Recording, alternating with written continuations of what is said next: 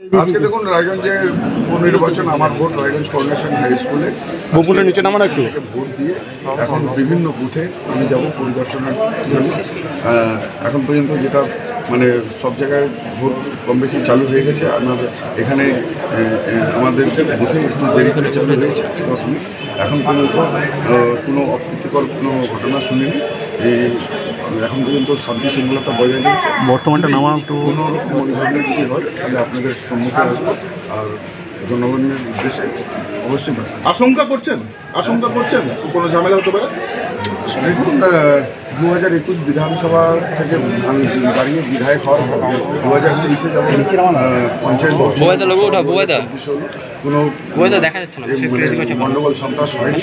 এর আগে রায়গঞ্জবাসী রয়েছে কিছু বাইরের নেতা যারা হয়তো এখন বিজেপির হাইকমান্ডে আছে, তারা যখন রায়গঞ্জে এসেছে তখন রায়গঞ্জে অশান্তি হয়েছে, সন্ত্রাস হয়েছে। শুধু আমি রায়গঞ্জবাসী আমাদের থেকে একটু সজাগ থাকবেন। দাদা, আপনার কাছে বড় চ্যালেঞ্জ, লোকসভা ভোটে হেরেছেন দাদা, একদম পরিষ্কার। এই বিধানসভা ভোটে আপনি কি মনে হচ্ছে? দেখুন, গণতন্ত্রের উৎসবের মতো জনাদেশ জনগণই শেষ কথা। তাহলে জনদেশ এটা 13 তারিখ অবধি অপেক্ষা করতে হবে। তবে যেই হিসাবে উন্নয়নকে পাথেয় করে যেই হিসাবে এবার প্রচার করা হয়েছে, সাধারণ মানুষ যেই হিসাবে আমাদের সমর্থন দেখিয়েছে আর যেই হিসাবে তারা সাড়া দিয়েছে, তাতে আপনারা দেখবেন এবার বিপুল ব্যবধানে তৃণমূল কংগ্রেস জেতার ব্যাপারে কাজ আছে, উপযুক্ত হলে তারা তুলছে। জেতার ব্যাপারে কতটা আশাবাদী দাদা? কারণ লোকসভা থেকে আপনাদের এখানে কোনো গন্ডগোল হয়নি। 2021-এর পর আমি যখন বিধায়ক হলাম, না পঞ্চায়েতে কোনো গণ্ডগোল হয়েছে, না লোকসভায় কোনো গণ্ডগোল হয়েছে।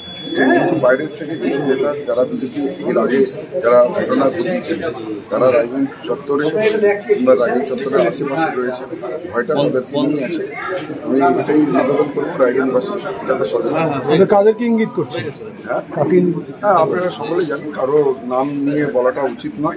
কিছু বাইরের যারা আমাদের রায়গঞ্জ বিধানসভা বাইরের থেকে অবগত, হয়তো কোনো সময় তৃণমূল কংগ্রেস করতেন, এখন হয়তো অন্য দলে আছেন।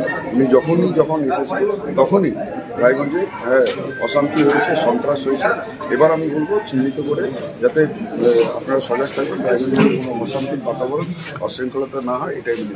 উপনির্বাচনে ভোট সাধারণত একটু কম পড়ার প্রবণতা থাকে, এখানে কি মনে করছেন? মানে না, আমার মনে হয় গণতন্ত্রের উৎসবে সবাইকে সামিল হওয়া উচিত।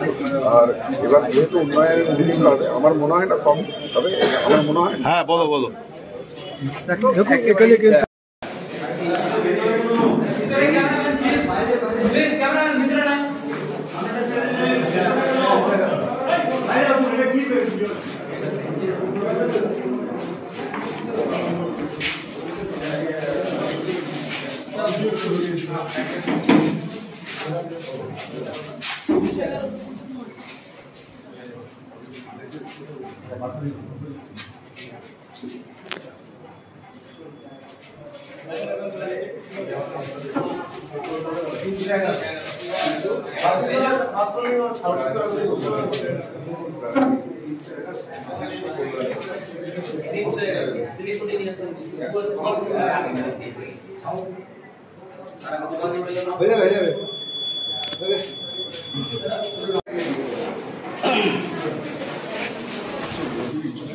ঠিক আছে।